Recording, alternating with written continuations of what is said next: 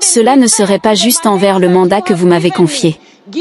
Donnez-moi une chance de diriger cette institution conformément aux idéaux que nous défendons, et ne me crucifiez pas simplement parce que je viens d'un autre pays. Certains d'entre vous pensent peut-être que nous sommes encore colonisés mentalement. Non, nous ne le sommes pas. Non, nous ne le sommes pas. Alors, s'il vous plaît, respectons-nous mutuellement. Je fais de mon mieux et c'est exactement ce que je continuerai à faire. C'est mon engagement envers vous. Je continuerai ainsi. Merci beaucoup. Avant de poursuivre, il est important de souligner la position affirmée et puissante, prise par la Dr Tulia Ackson, la présidente de l'Union interparlementaire. Représentant la nation est-africaine de Tanzanie, la Dr Ackson a demandé à tous les membres de l'Assemblée de la traiter avec dignité et respect lors d'une séance tendue à Genève, lundi. Sa déclaration faisait suite à une série de remarques racistes et irrespectueuses de la part de représentants de pays occidentaux en soutien à l'Ukraine. L'intervention de la Dr Ackson a directement confronté ces comportements discriminatoires, appelant l'Assemblée à respecter les principes d'égalité et de décence.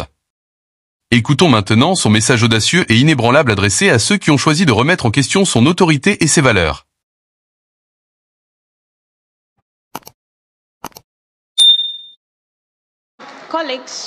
Collègues, une préoccupation a été soulevée par l'Irak concernant le rapport que je viens de vous présenter, et l'Irak se demandait pourquoi j'ai visité la Russie, dans le contexte de la guerre en Ukraine, et non Gaza. Je voudrais informer mon collègue que vous devrez savoir qu'en novembre de l'année dernière, j'ai visité la Palestine, et j'ai visité Israël, où j'ai rencontré les dirigeants. Et c'était ma première visite après être devenue présidente en octobre. Ce n'est donc pas comme si j'avais ignoré ce qui se passe au Moyen-Orient, ce qui se passe au Liban, ce qui se passe à Gaza, et ce qui s'est passé en Israël. Donc je traite tous les conflits de la même manière. Et vous voudrez peut-être aussi noter que les conflits dont nous parlons au Moyen-Orient, la guerre dont nous parlons en Ukraine, ce ne sont pas les seuls conflits sur lesquels l'Union interparlementaire se penche. Nous sommes préoccupés par ce qui se passe au Yémen. Nous sommes préoccupés par ce qui se passe en Syrie. Nous sommes préoccupés par ce qui se passe au Soudan. Nous sommes préoccupés par ce qui se passe en Afrique de l'Ouest. Nous sommes préoccupés par ce qui se passe en RDC. La Lituanie a posé des questions précises. Qui vous a mandaté pour visiter la Russie? Pourquoi pas l'Ukraine en premier? Les lettres ont été envoyées, chers collègues. Les lettres ont été envoyées de manière très explicite. Elles expliquaient, et si vous avez besoin de copies de ces lettres, parce qu'elles ne sont pas secrètes, vous pouvez toujours en avoir. Des lettres ont été envoyées à nos homologues en Ukraine. Des lettres ont été envoyées à nos homologues en Russie. Ma visite devait commencer par l'Ukraine. L'Ukraine a répondu que les dates auxquelles nous étions prêts à les visiter ne convenaient pas, car M. Zelensky et M. le Président de la Chambre seraient à New York pour la réunion de l'OTAN. Aurais-je pu les empêcher de partir? Non, ce n'aurait pas été sage. De toute façon, je n'en ai pas le pouvoir.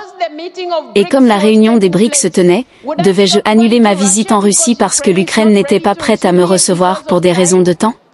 Non. Pourquoi? Parce que l'UIP prône le dialogue. L'UIP s'engage dans la diplomatie parlementaire. C'est dans ce contexte que j'ai fait tout ce que j'ai fait.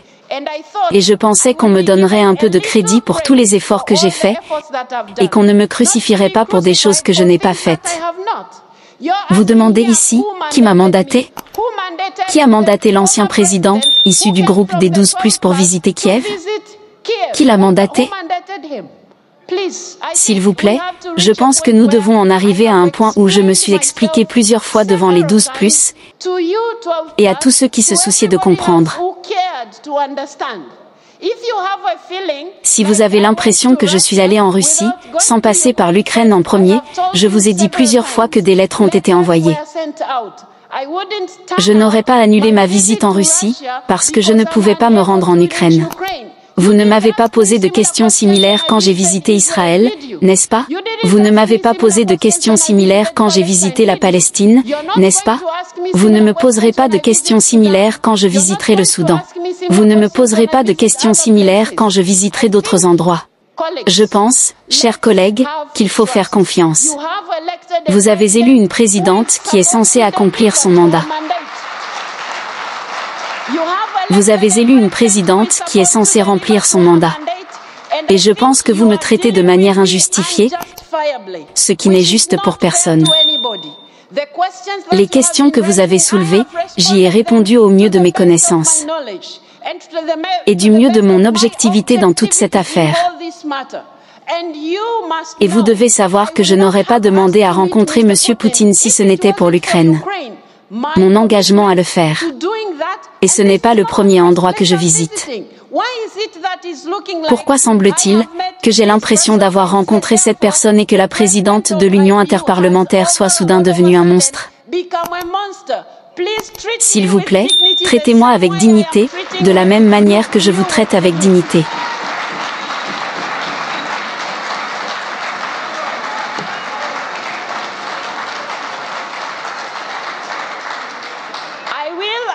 Je continuerai toujours à promouvoir la diplomatie parlementaire.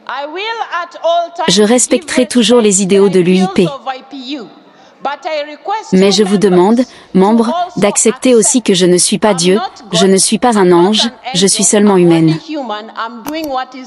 Je fais ce qui est possible dans le cadre de mes pouvoirs. Le président du groupe de travail vient de vous informer, et j'ai parlé, je me suis répété à cet égard. C'est le groupe de travail qui m'a demandé de faire ce que j'ai fait. Qu'ai-je fait de mal? J'étais censé m'asseoir, les bras croisés et dire qu'il n'y a rien que nous puissions faire en tant qu'UIP. Cela ne rendrait pas justice aux femmes et aux enfants ukrainiens qui souffrent. Cela ne serait pas juste envers le mandat que vous m'avez confié. Donnez-moi une chance de diriger cette institution conformément aux idéaux que nous défendons. Et ne me crucifiez pas simplement parce que je viens d'un autre pays. Certains d'entre vous pensent peut-être que nous sommes encore colonisés mentalement. Non, nous ne le sommes pas. Non, nous ne le sommes pas. Alors, s'il vous plaît, respectons-nous mutuellement. Je fais de mon mieux et c'est exactement ce que je continuerai à faire. C'est mon engagement envers vous. Je continuerai ainsi. Merci beaucoup.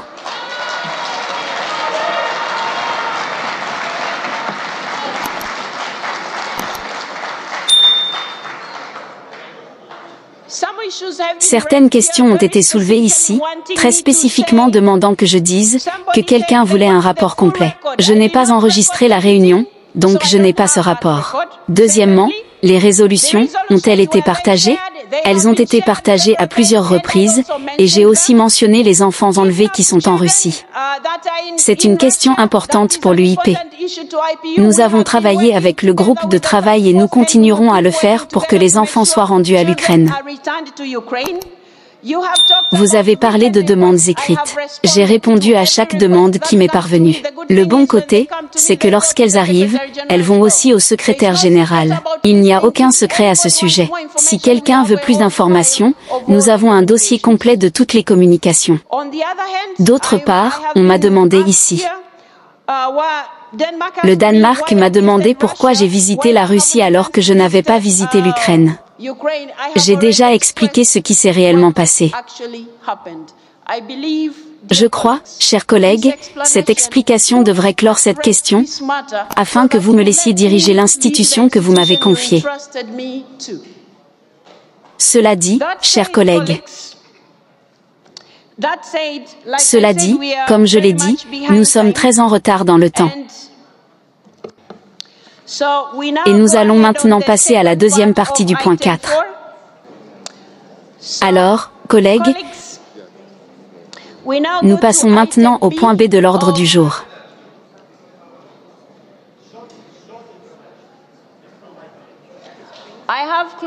J'ai clos cette question. Si vous avez des problèmes avec moi, vous pouvez m'en parler séparément car j'ai dit que nous devions avancer. Nous n'avons plus de temps.